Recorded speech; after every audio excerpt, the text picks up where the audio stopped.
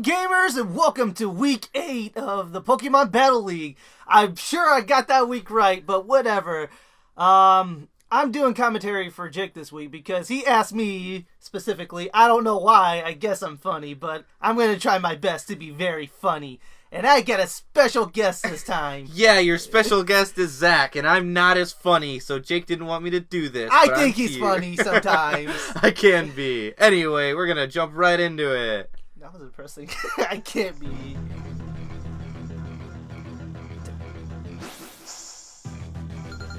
Alright, so here we go. I forgot who we battled. I think it was Mike, right? Nope, it was Ian. It was Ian. Good job. Oh man, we're off to a great start. So Ian comes out with his Coltrane, which I think is from Gears of War, right? Who knows, but he switches out Kartana. I don't like that you're talking like this. Well, I gotta be funny. Alright, anyway, Def Not Math comes out. Coltrane's probably going to Volt Switch out, and he does, so there it is. Like, I am not having none of that. So he switches out, or Peace Dog, and out comes the Homo-O. Nahomo-O. Yeah. How do you feel about Nahomo-O? You don't feel anything? No. I did not know he got Stealth Rock, so that was a cool little tidbit. What? Yeah, he just set up Stealth Rock. You Oh, can wow, see. They traded rocks. I was too busy thinking about, like, what's the name of that Gigalith. I'll probably name it, like, Ultra Light or Heisenberg. I'm pretty sure that's a very common name for it. You went around the same route. Anyway, they set up rocks. Brick Break comes out, stabs with Brick. Doesn't even do half, so that's very defensive Gigalith. I have none of that! And then he plays a little bit of Overwatch and gets a little of Toxic on there. Little toxic. Yep. Little toxic behavior. Why did you switch? And Ian's no Homo is like. Ian just only plays DPS, so Jake got pretty toxic. Yeah, I should have picked Mercy, so he's switching to a different DPS, which is the sister of Chain Chomp. Nicki Minaj. The sister of Chain Chomp, yes. Question: why Nicki Minaj? Because Ian's got the funny names, you know? By the way, that Mawile is yeah, Intimidate's really good. Ian's found a lot of good use out of this Mawile. I actually really like the pickup and how he's been using it. I think since he's picked it up, he's used it almost every single match, and it's proven its worth with knockoff, stab, iron As head, you say and it, here Intimidate. comes a knockoff too. There goes that leftovers.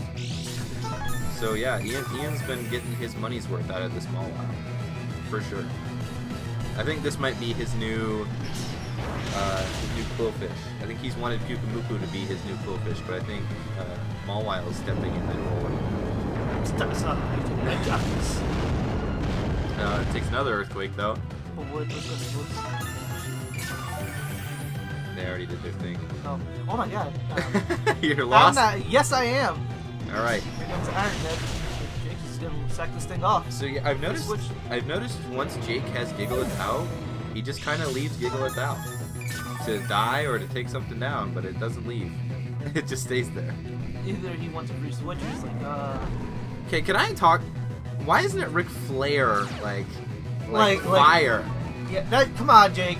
You had your chance. I've said this and no one has replied to me, but I feel like it would have been so great. Well, now I'm here to agree with you. Thank you. You missed an opportunity for that. Come on. Anyway, that left Shrimp comes out. It's like a very pretty Yeah. sunscreen.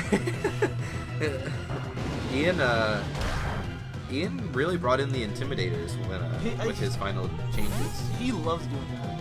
I noticed that he likes to do like a little switch Intimidate. I mean, it's good. I don't think there's anything wrong with that. I think he really went a different direction with this team once he made those changes with his last Pokemon. I actually like Christ. I don't know why, but I do. I think it's just because I like Latios as a Pokemon, and I'm really glad Jake has it. This, by the way, Draco Meteor's coming out. This would be big damage from Latios. And that left shrimp is gone. Wow. I guess to be more on topic with the battles, that was big. I'm not sure if he is choiced in any way. I haven't been paying attention, unfortunately. I'm going to say that's But choice. I don't think it is. I think Latios is actually that strong. Yeah, so he throws out Psychic, not choice. So I am wrong. But I think the problem here is Snorlax is recognized as a pretty good special wall, and your Latios is at -2 from a Draco Meteor. So staying out and Psychicking this Snorlax is not the best play, I don't think. It's very special defensive. And you're going to throw out another Draco Meteor to put yourself at -4 while the Snorlax is cursing in your face. Alright, sorry we're ripping on you, but like, this Snorlax right here, Wolford, the guy who talks about diabetes, he's setting up. He's setting up, he's pulling out all his little kit in the restaurant and making sure his blood sugar doesn't go too high. While explaining what diabetes is. My name is Wolford, and I have diabetes. And Ice Beam, which is even, I think, more... That was a crit? Yeah, that was a crit. Wow. I think this is Thick Fat Snorlax, which is even worse. You're at -4, non-stab, Thick Fat. Like, that Ice Beam wasn't going to do much. Chris will come back. But I think this kind of goes back to what I was saying. Jake kind of lets things go sometimes. And I think his response to this setup is he's going to try to toxic this Wilford down and hope that his Slowbro will already have this massive physical defense. That's the best he can do, but... Yeah, there it is.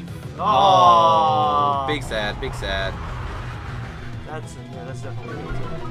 I can tell you I have seen this match, and I don't know how influential that is anyway. But anyway, another curse. That reminds me of, nothing. Never mind. I was going to say something. I don't want to give spoilers, but... Oh, double toxic man. Wow! That sucks. Oh, paralyzed on a body slam. Wow. Yeah, it's been pretty rough for him right now. I wonder what he's doing. So... Actually, he lands the toxic. Nice job. But... I do believe you said the Snorlax had rest. Yeah, so I mentioned to you, I guess spoilers. My bad, guys. We'll wait a couple turns, but this Snorlax was fully prepared to take status and not really care about it at all. So he's setting up so many curses, I've lost count at this point. I think he's at +5. Probably, actually. Maybe +4. Because I think he can still slack off, or he can still curse one more time. I said slack off because Slowbro just slacked off there. You see how much this body slam does. So, yeah, I mean, it does over half. Just barely over half. That's big damage. So the toxic damage starting to rack up now. Okay, so enough Pokemon talk. Let's talk about Game of Thrones. So, so it looks like he's just like in like a stall off, like keep on slacking off. Yeah, and he's got to hope that he doesn't get fully paralyzed if this is his strategy. Because let me tell you something about paralysis, Raul. Oh man. You get a 25% chance to not move, but that does not mean 20. Look, bang. Does not mean 25% of your turns will not. It doesn't translate that well, you know. I'm pretty sure every time I'm paralyzed, I don't move about half of my turns, at least. It's sad. That sucks. I'm sorry. Paralyzed again. Dude, Jake had a really rough week. Oh God. It's rough. While Jake did have a rough week, I also don't feel that he was prepared for a cursed Snorlax to come out. I think that was rough. Now he brings an Intimidate out, but it might be a little too late there. Yeah, actually, the Intimidate should have came out a long time ago. And the thing is, Ian's so comfortable with this that he has rest with no form of wake up or no sleep talk. He just rests and knows he's gonna live 2 turns to wake up and start attacking you. So I thought that was really interesting. So he takes out that Intimidator, and all we got is Shredder left. Well, not all we got, but Shredder comes out. And with those defenses so raised, that does nothing. Wait, was there a possibility that he brought something else? On Kartana? I mean, it is a possibility, yeah. I don't know if he did. He might be choice. He has choiced this Kartana in the past, and he's only used Leaf Blade, so... Not sure. I think he was hoping for... I mean, what you really have to do there, at this point, when he set up that much, is maybe hope for a crit leaf blade. Yeah, Is all you can do. I mean, there's a high chance to crit. You know, if you would have brought sword stance, you could have like started setting up on that. I mean, he only had one turn, so if he would have addressed it sooner, yeah, I absolutely agree. But anyway, this Wilford is still reigning terror. He's making sure all your Pokemon does not have diabetes or Pokyrus? Pokyrus, yes. He's In this Wilford. case. He's here to talk about Pokyrus. My name's Snorlax. They're talking about Pokemon. I was scared. I was terrified. But then my trainer told me it actually makes me stronger. I still don't believe it to this day, but you know. So I just imagine Snorlax with a nice mustache. me too. I can see him with a mustache and glasses. There he goes, resting off again. Yep. He's just resting off. It's like popping off, but he's sleeping. Yeah, and this is a process that kind of repeats itself for a while. Yep, and there you go, sleeping or slacking off. Wilford is asleep. Two Gen 1 monsters staring at each other. Alright, throws out a Toxic. It fails because he's still asleep. So what? I wonder what hit set he has for this Mega Slowbro. And so we got Slack Off, Toxic. What else? So I've watched a lot of Jake's matches, especially since I played him recently. I've done some quote-unquote scouting, and he really likes Toxic, Slack Off. Usually Water Stab, more than likely Scald, and then one coverage move generally. Sometimes he brings a 5-hit Fire Blast. Fire Blast! Perfect timing. You know what? If he would actually land like a burn on that, maybe he could have done something. Maybe. At least help him out a little bit. I think it would have just drawn out the inevitable, to be honest with you. I mean, you're getting super desperate. Yeah. So Yeah. if I was in that situation, just give me burn. Let's see what I can do with that. Be fun. And I like that Jake, with I think his last Mon comes out and just clears the rocks away finally. Now that nothing can switch in on rocks, he's just gonna get himself a defog stat in the books and go down to an Earthquake.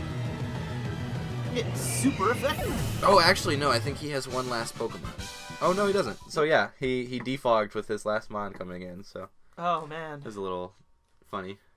Well, so there you go. That was Jake's battle from week 8, which is great. Come on, Jake. I think now Ian has 2 wins under his belt, back-to-back wins, so he's getting some traction. Ian's looking a little better with these Intimidators on his team. So I'm hoping I can win my match this coming week. So. Oh, against Ian, huh? No, it's against the resurrected Mike. Oh, I thought you played Ian for some reason. I thought so too. That's probably why I thought so. Yeah, so So yeah, good luck with Zombie Mike. He really showed up last week. I know, I'm afraid. But that's just a theory. PBL theory. Thanks for listening. See you guys.